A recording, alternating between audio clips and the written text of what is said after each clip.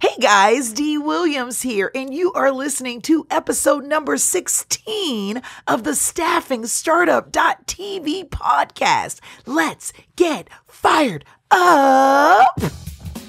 Welcome to Staffing Startup.tv, the podcast that gives you direct access to the world's leading recruitment, staffing, and startup experts. Dee Williams speaks with amazing thought leaders, venture capitalists, and technology trendsetters about their journey, challenges, and successes related to recruitment, staffing, and hiring. Now, here's your host, Dee Williams. Woo! All right. It is Staffing Startup.tv day. My name is Dee Williams, and I am your host today for the Staffing Startup.tv podcast, where we get fired up about recruitment and staffing. That's right. This podcast is all about the ins and outs, ups and downs, and all arounds of finding and nurturing and securing exceptional talent for companies all across the globe. And today we're diving right into one of my favorite segments, Driven Insights. That's right, Driven Insights, where we talk to thought leaders about recruitment, hiring, and recruitment leadership practices that will help staffing entrepreneurs support their clients and candidates more effectively to grow their business. And I'm very happy to have here with us today Gary Romano, who is a strategist, a tactician, and co-author of the book LEAN Recruitment, Finding Better Talent Faster. Hey, Gary, thanks so much for being here. Thank you for having me on. So, you and I have talked before, and I was so fired up, after our conversation, I immediately went out and purchased your book and dove right into it. So can you tell the world a little bit about you and what inspired you to write this book? Absolutely. So I've had a firm, we're in our 9th year, Civic Strategies, and we focus on helping public serving organizations to increase their impact. So that's both for-profits and nonprofits. As long as they serve the public good, we serve them. For years, we had clients who were asking us, why don't you do recruiting? Can you do recruiting? And I always felt like it was this kind of black box. It was this mythical thing that only highly specialized people could do. So we avoided it. And then what happened was, because the competition for talent, especially in the nonprofit sector, is fierce, but it is nationally, right? And growing as we get closer to kind of almost zero unemployment. We started to get more and more pressure to now help some of our clients find a firm. Because for the first time, they were having to engage firms, right? So it was a real kind of interesting way at the ground level to see how much the market was growing firsthand, right? Because you had all these organizations had never had to bring a recruiter in, now they did. And at the end of 2013, beginning of 2014, we had one client who said they got a large grant, they had a number of positions they had to fill, and they said, "You're going to hire for us." And I said, "Well, we don't do that." And so he said, "Yes, you do. Because I don't like recruiters. Right. You're going to be able to do this." And, that's that. So I set my team down and we looked at over 100 articles on recruiting cross sector, right? Wow. Like what's effective recruiting. I also talked with a number of CEOs in our field, right? So specifically nonprofit, other public serving CEOs. And I think what we heard is what you hear in other fields, right? Is that the biggest issues are cost and time. Mm-hmm. So what I said to our group was, I said, what if we could rebuild the recruiting business model? And we could do a few things with it, right? One is cut the cost in half, cut the time in half, also make it entirely self-executable. Because in our world, in terms of nonprofits, some of them may never be able to afford us, right? But can we do it so that they could execute it? And frankly, that helps us too, because when you talk about the business of recruiting, it's a lot easier to have a system that almost anyone can implement versus one that only one person can implement. And if you lose them, you have to search, right, for your own talent. Yeah. So that's how LEAN Recruitment was born. And so that was 2014. Since then, it's benchmarked at half the cost in 40% of the time. Wow. And continues to. We came out with the book as part of our ability to share it. And what we did was we held nothing back. So it's entirely our internal procedures with a nice cover. And the book, since it was released in October 2017, It's now being used by hundreds of organizations, both for-profit and nonprofit, just anyone who needed a system. And it's now on 3 continents. So we're excited about that. And then, of course, there's other implications for our business, of course, in terms of what it's driven to us. Yeah. As you think about a recruiting enterprise. Yeah. That's amazing. So I want to talk a little bit more. We're going to take a quick break, but I want to talk a little bit more about the concept of lean recruiting and how that can help not just nonprofits, but for profits. We're here with Gary Romano. We will be right back. You're listening to the StaffingStartup.tv podcast. For more info on today's show, be sure to check out the show notes at StaffingStartup.tv. Okay, that was quick, right? So my name is Dee Williams, and we are here. You're here at StaffingStartup.tv, and I'm here with Gary Romano. He's the co-author of the book, LEAN Recruitment, Finding Better Talent Faster. And Gary, I want to talk a little bit about this whole entire concept of lean recruiting. So I know how you got started, and it's so interesting because I tell people all the time, I've not known one person who has waken up one morning and said, I'm going to be a recruiter, one day. It's something that you kind of accidentally get into, if that makes sense. And so, but over the years, you've gone through this process, and I've read the book, and so you've worked with all of these companies and you've watched the process. So not only did you do your market research before you launched, but you kind of lived in that world to some degree and experienced it. Tell us a little bit about lean recruiting. What is lean recruiting? So it's a simple system. And again, anyone can execute it, right? Certainly getting professional help does make it easier, right? And what we've done is it's all research-based. But what amazed us when we looked at the research was whether it's an in-house recruiter or a consultant, how few recruiters actually are familiar with the research, what's effective, and how when you apply it, I want to say how easy it could be, but how easy it could be, right? Mm-hmm. So we tried to figure out what were the most critical elements, right? So what's a lean system in that it has only the things that are most important, right? So first of all, it's based on the premise that the best talent is not looking, right? The greatest value you're going to have for a customer is finding the person who isn't looking, may have not even thought about a job, right? Mm-hmm. That means passive talent, right? You're talking that's about. Right. Mm-hmm. Yeah. And so, that's kind of principle 1, right? Principle 2 is that it's going to have to go beyond your network, right? The chances are, if they knew a person already, and again, this is kind of counterintuitive for the field, right? They would have done it, right? The third premise is the more decisions you can make up front with the search team, whether it's an individual or a whole committee, the better. So in other words, because we know a lot of times the job gets open, everyone panics, right? And they go, oh my gosh, so-and-so's leaving, right? Dee's leaving. What are we going to do? Mm-hmm. Well, let's get a job description out on the street. Okay, well, we have to get it within 24 hours. Let's all sit down and write every single thing we might want the new D to have in the future. Mm-hmm. So what you end up with is a laundry list. Now, on the side of the search committee or the individual hiring manager, they're sitting there saying, well, this is great. It gets everything possible out there. Maybe I'll get 60, 70%. I'll be happy. Right. But the research shows very clearly that the people on the other end don't see it that way, right? They look at it and they say, I only have 60 or 70% of these things. I'm not going to apply for it. And this is especially true of women and people of color, right?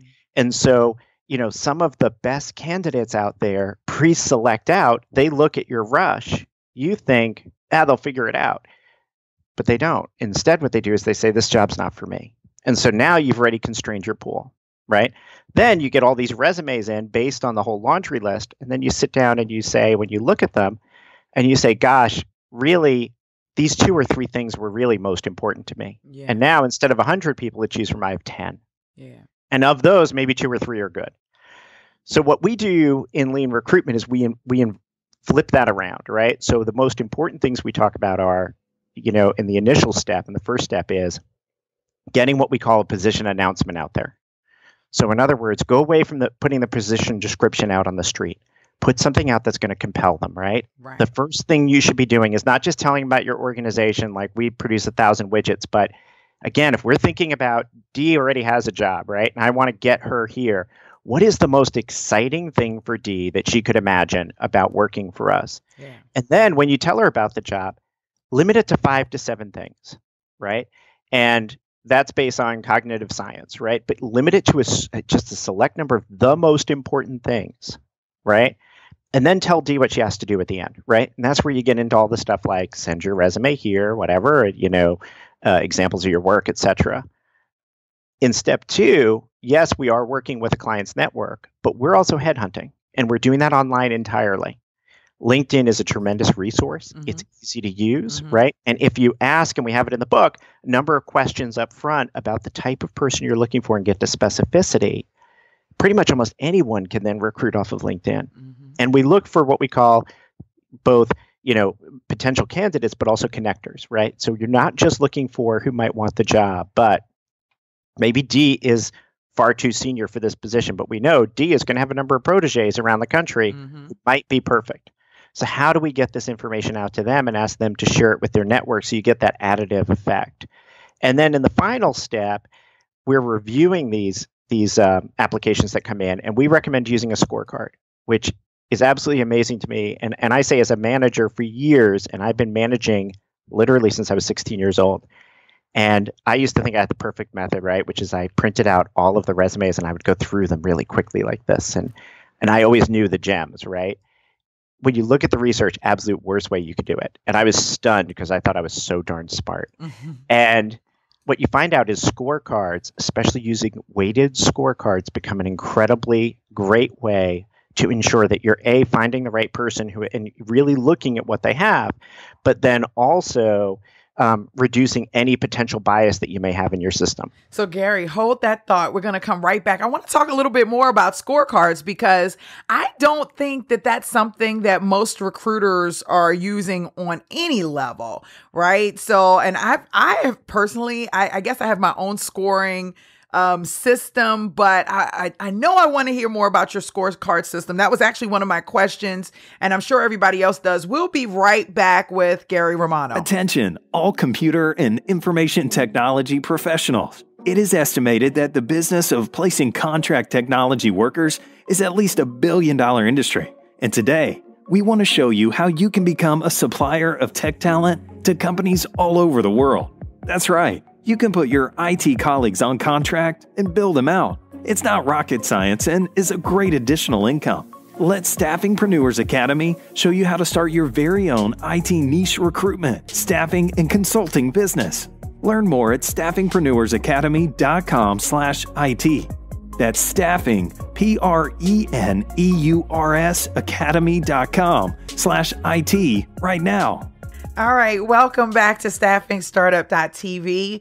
My name is Dee Williams. We're here with Gary Romano, which I'm really excited because he's the co-author of the book LEAN Recruitment, and he's talking about this idea of narrowing down your candidate choice based on a scorecard. Gary, can you talk a little bit more about that?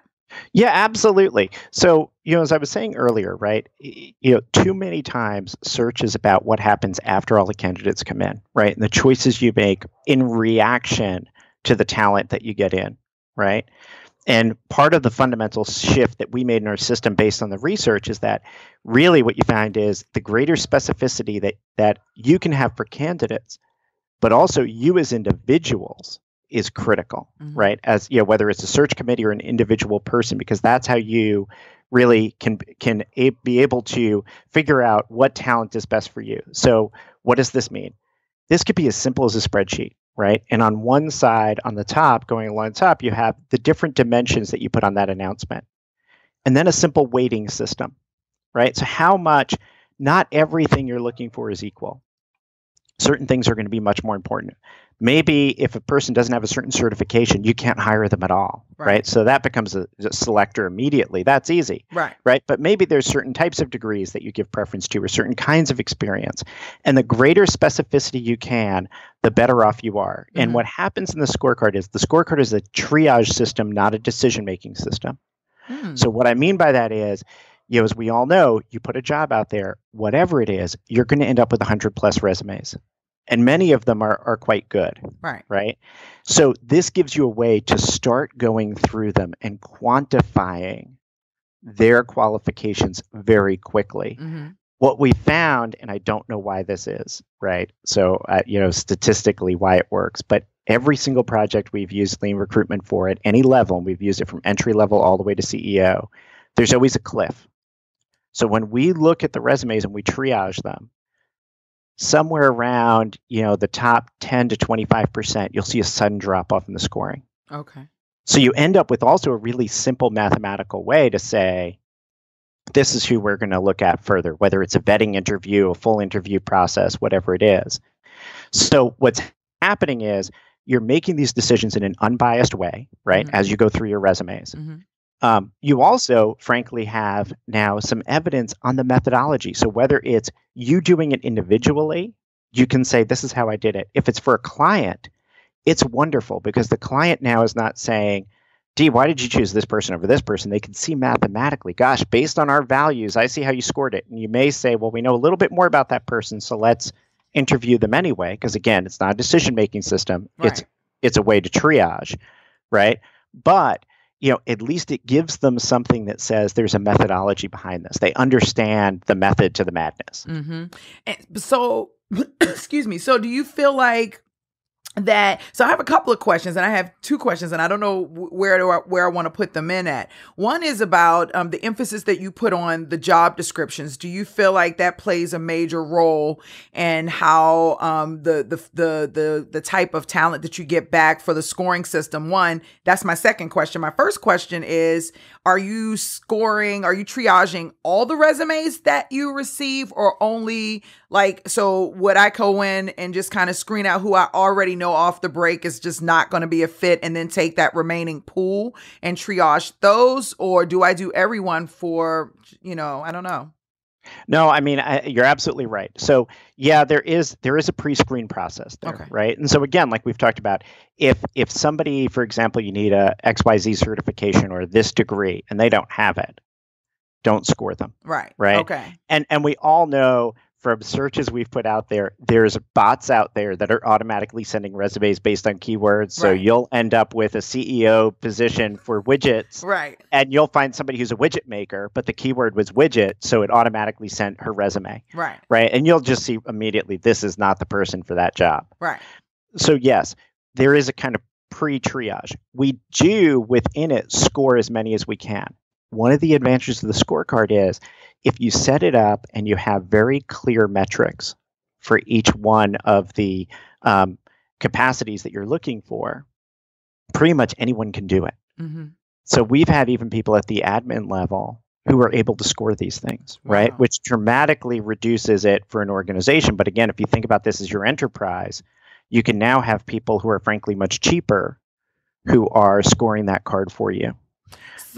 So I have a question. So does that devalue the recruiter, right? So if you can have an admin come in and do the job, does that devalue recruiting? Or is this more of a method to use when you have an organization that's not in a position to afford, an expert? Because most recruiters I know are experts in this area, Yeah, it does not devalue your expertise, Okay. right?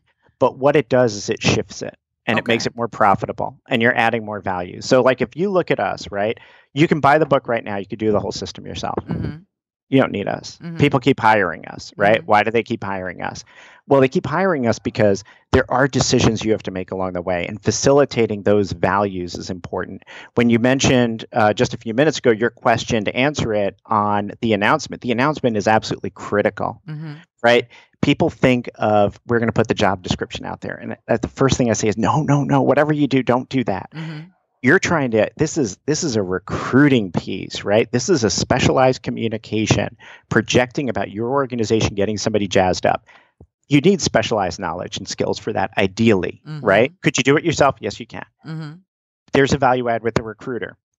A lot of the decisions around the scorecard and the weighting is something where the recruiter comes into play. There are many times where we've said to people, that's great, but you know what? Based on our knowledge of those kinds of positions and how they hire, you're not going to find somebody at that level. Right.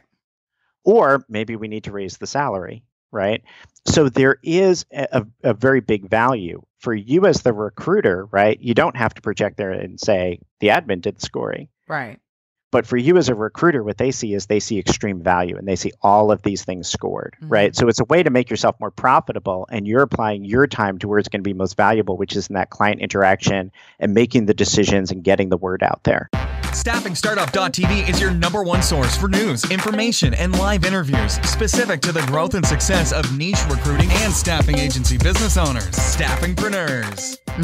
I have another question. Why initially the nonprofit space? I know you do some things for-profit, but what is your passion around nonprofits? So in particular, our mission and my personal mission is around vulnerable children and families. So we work exclusively with organizations that in some way are also concerned about children and families in poverty. That's been, personal interest of mine. When we work with for-profits, it's for-profits who are working with these kinds of families or developing services that are ultimately going to benefit them. So that's a personal mission of ours. But as you said, like we've used it, with for-profits who are in this space. Other people are using it with for-profits.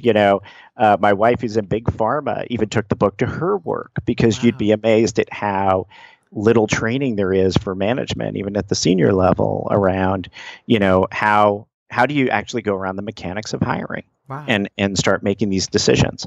Wow, that's awesome. Okay, so we're going to be right back one more time, and we want to continue to talk to Gary. LEAN Recruitment, I'm really getting jazzed up about the idea. So just really quickly before we go to commercial, so first of all, I love the idea of being very specific with the job descriptions. I do feel like with a lot of the newbies that I work with, that's a piece that they still look at in a very old school perspective. Let's just go ahead and post the job out and wait for them to flood in. And for some positions, the resumes will flood in, but for some positions, you're going to get crickets. You know what I'm saying? You're going to get 5 people that are going to apply.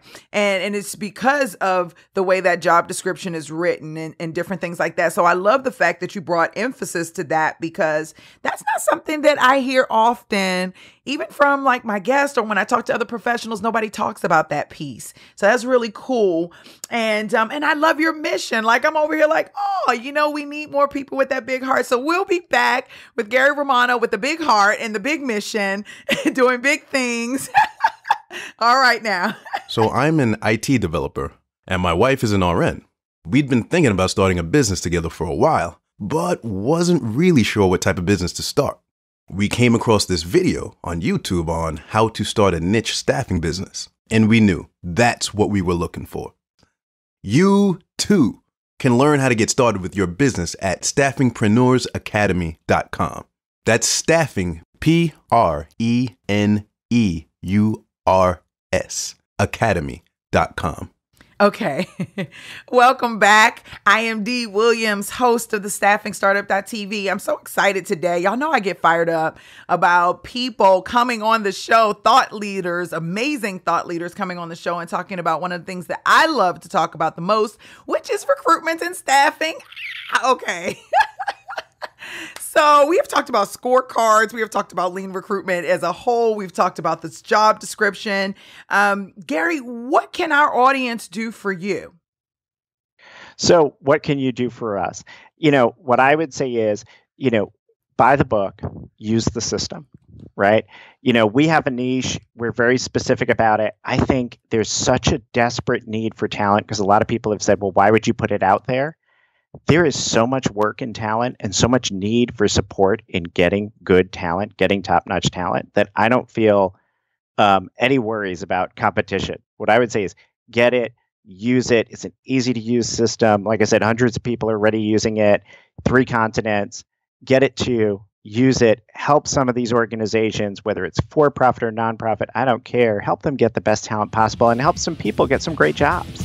The StaffingStartup.tv podcast is intended to provide you with tips, tools, and strategies that will help you make better decisions. Although we're licensed and authorized, we don't provide financial advice. So please consider your own situation or get advice before you make any decision based on anything in our podcast. Visit StaffingStartup.tv to learn more about how we're regulated or access our terms and conditions. Yeah, awesome. One more question. For my newbies, for all of my staffingpreneurs that are just starting out in this industry, they're looking to impact a company's, business, process, or what have you. What advice do you have for them in particular? So how do you mean business process? Like helping them to hire throughout their recruitment, right? To place amazing people. But typically when you're talking about placing people, you like to look at, what challenges the company is experiencing, what solutions they're trying to offer to their clients, and what process they're going through to get that talent on into the company. Because if there's a hiring issue, if there's, then typically it has something to do with a portion of the process. So being able to look at that process and understanding where that is, and then to fill the need through their recruitment and staffing solutions is where they're found, I feel like, most valuable. But they're on this startup journey, and they're going through some of the same things that you went through when you decided to not just start your full business, but to even start the recruitment and staffing practice. As new entrepreneurs in this space, do you have any advice for someone? Absolutely. So first and foremost, get a system, stick to it, right? Make it something that you can replicate, and you can replicate as profitably as possible. And I don't mean that in terms of a dirty word, like, we're taking nonprofits, we're profitable, right? Your business, this is part of how you continue to develop over the years, et cetera, et cetera. So however you're going to approach it, yes, you can innovate over time, but have a methodology you're using. Sometimes when people enter this space, I think they say, we're going to do it all custom, right?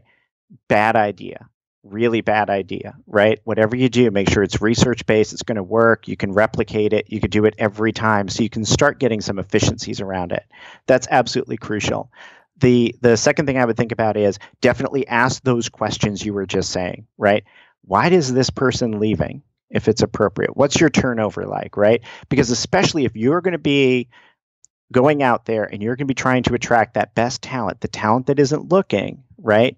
You need to be excited about this, but you also need to know the minefields, right? Like, you don't want to go out there and hear, well, do you know that they're about to be sold, right? And now you're dealing with these questions, right? Ask those questions. Where are we, right? Why would somebody, why are you coming to me, right? Is it just I need an outsource, or is it we have tried to fill this job and everyone knows we're going to be sold, so they won't come here, right? And it isn't about necessarily saying, well, I won't work with you, right?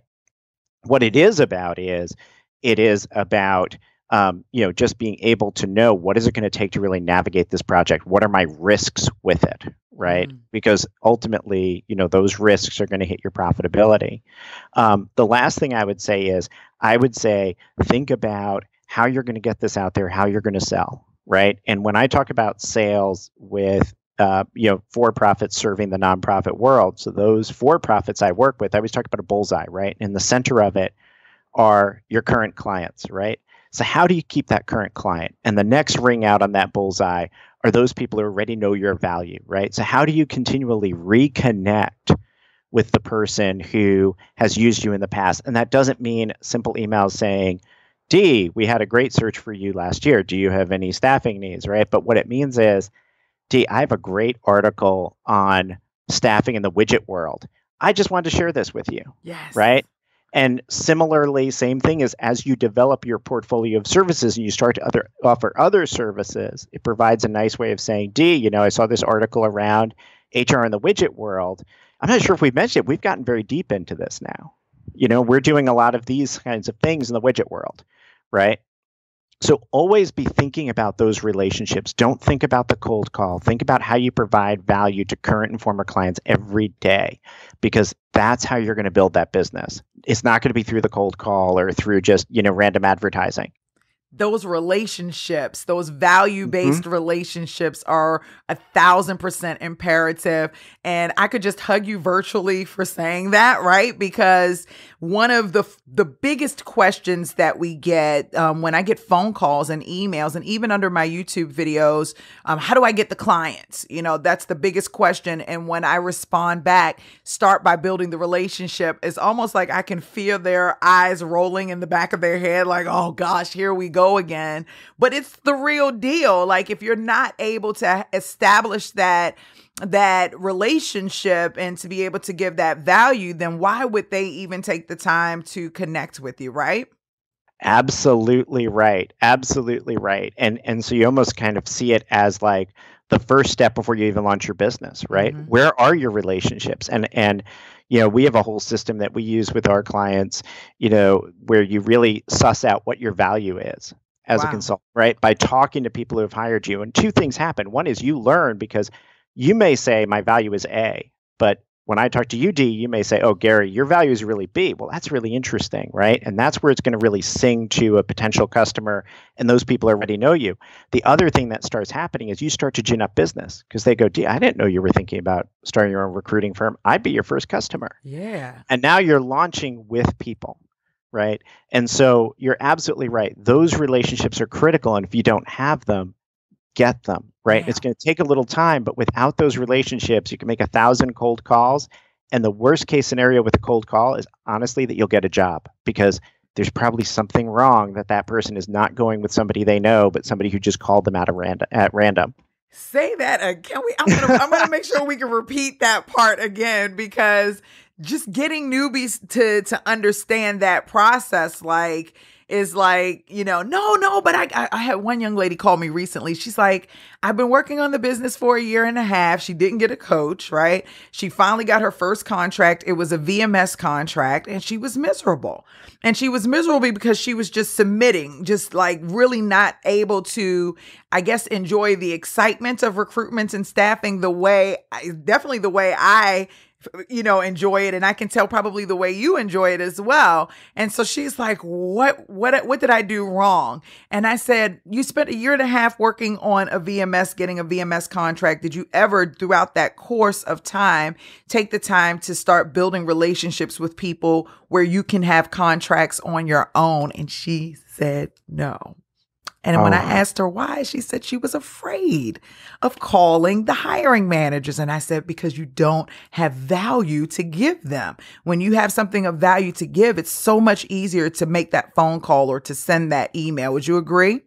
Oh, absolutely. And that's so critical, right? Is take some time, write down 4, 5, 6 bullets, right? You'll hear me talk about 5 to 7 a lot, because cognitively, that's about what you can keep in your ready memory at any time, right? So if you're going to keep something just in your head, that's the best way to do it. And, what I would say is have those things of my customer, right? The person who's hiring me, these are the 5 to 7 things that are most important to them. May have nothing to do with recruiting, but that's having value, right? When you say, D, I heard that issue that you're having around financials, right? I just happen to see this training come up locally. I don't know if it's of interest, right? That says to this person, I listen to you. I care about you. I care about your business. I care about you succeeding. And then, of course, they're going to care about your success. So powerful. So powerful. So where can we find you, and where can we purchase the book? So we're, if you want to find us, we're at www.civstrat.com, and you can sign up for our newsletter there, and we have other freebies. But you can also find the book on Amazon.com, and it is there 24/7. It continues to sell every day. Yes, I got my copy. If y'all are watching on YouTube, you'll see that I'm holding a copy, so you'll know that it is real, live, and in living color.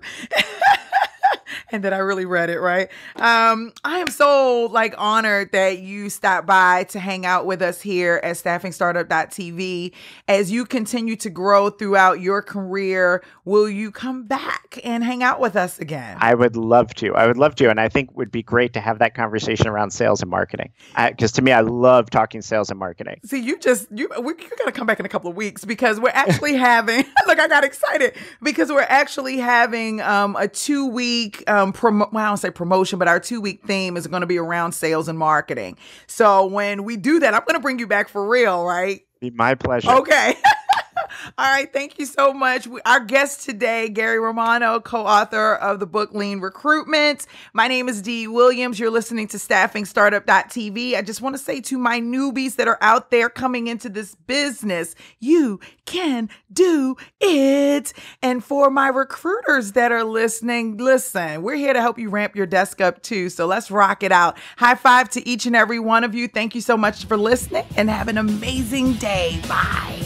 Thanks for listening to the StaffingStartup.tv podcast. We hope you enjoyed this week's episode. If you'd like more information on any of our stories or would like to know how to get involved and share your story, head over to our website at StaffingStartup.tv. Don't forget to subscribe to our podcast on iTunes and please leave a 5-star rating and a super awesome review so others can enjoy the show too. Check out the live video footage on YouTube. Have a great week and we'll see you next episode.